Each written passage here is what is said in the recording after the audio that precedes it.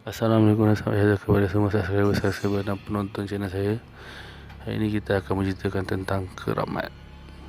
Keramat ni dengan erti kata lain, dia adalah uh, uh, benda-benda yang diberi kelebihan lah. Macam pokok yang ada kelebihan, manusia yang ada kelebihan, perkara barang-barang yang ada kelebihan yang dikurniakan oleh Allah, ataupun itulah nama maksudnya keramat. Keramat ni bahasa orang kata bahasa sakti lah. Bahasa sebenar dia macam perkara yang diberi karamah atau diberi kelebihan. Itulah keramat. Jadi setiap bangsa ada je keramat dia. Macam Cina dia percaya dekat busuk-busuk apa benda semua.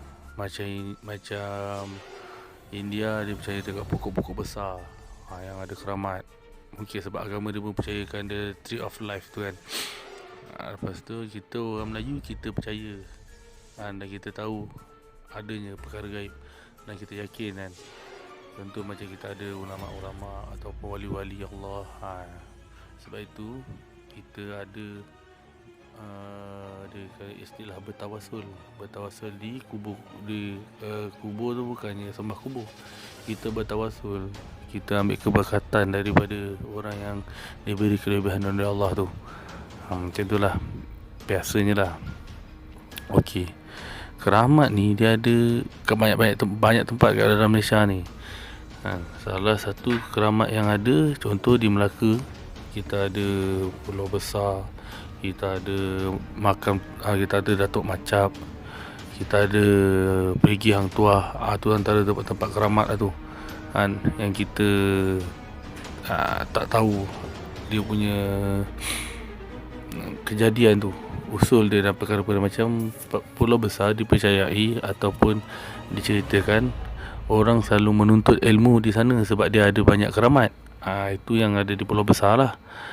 Contoh macam yang pahlawan-pahlawan lama kan, yang ulama-ulama lama, diorang ada kat sana, kubur diorang tu di sana, diorang banyak bertapa di sana. Tapi sekarang orang dah salah pakai, buat tempat nombor lah, apalah. Tu kalau boleh kita jangan dekatkan perkara khurafat lah dengan benda tempat-tempat keramat ni kan, ataupun tempat-tempat yang diberi kelebihan ni kan. Kenapa nak buat khurafat kan? Berjudi tu kan tak bagus. Ceramah pula. Okey, ni antara nama-nama orang yang diberi kelebihan, yang diberi kelebihan, dan makam dia orang pergi sana untuk bertawasul di makam dia. Saya tak cakap menyembah, saya cakap bertawasul. Dan bertawasul tu ada dia punya cerita, ada dia punya kaedah dia, dalam hadis pun ada, dalam Al-Quran pun ada ditulis tentang bertawasul ni. Jadi jangan suka-suka je nak kata ni bid'ah ni kan. Baca dulu, ada ilmu dulu, baru boleh nak marah-marah orang ke, nak tekan orang, nak hukum orang. Itu cerita dia. Jadi bila dah tempat tu keramat kan, yang saya ceritakan, jadi ada orang-orang yang menjaganya. Orang-orang yang menjaga ni lah yang saya cakap tu. Zaman kemelayuan dulu dia panggil pawang ataupun bomoh. Dia jaga kawasan-kawasan ni, kawasan-kawasan keramat ni, untuk yalah macam-macam kegunaan bagi dia orang lah, bagi pengguna kat situ. Yang baik-baiklah, yang buruk-buruklah kan. Apa-apa yang Allah turunkan pun dia mesti ada baik dan buruk. Kalau baik, baiklah dia pakai. Kalau buruk, buruklah pakai. Macam tu lah. Jadi kita ni sebagai orang yang diberi pengetahuan, yang diberi penglihatan dan pendengaran yang baik ni, dengar, belajar, bacalah, supaya orang-orang yang selepas kita ni tak terkeliru dengan dakyah-dakyah yang tak betul ni tentang keramat ni. Tu dia.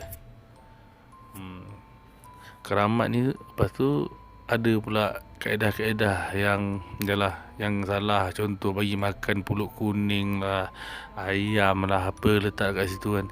Kan tu dah ibarat macam menyembah. Janganlah kita menyembah perkara-perkara keramat ni.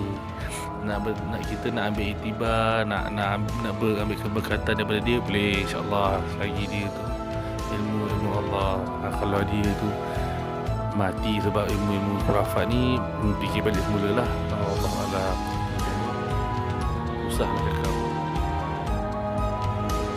Jadi sekian saja perkongsian saya tentang tajuk kali ini, yang bertajuk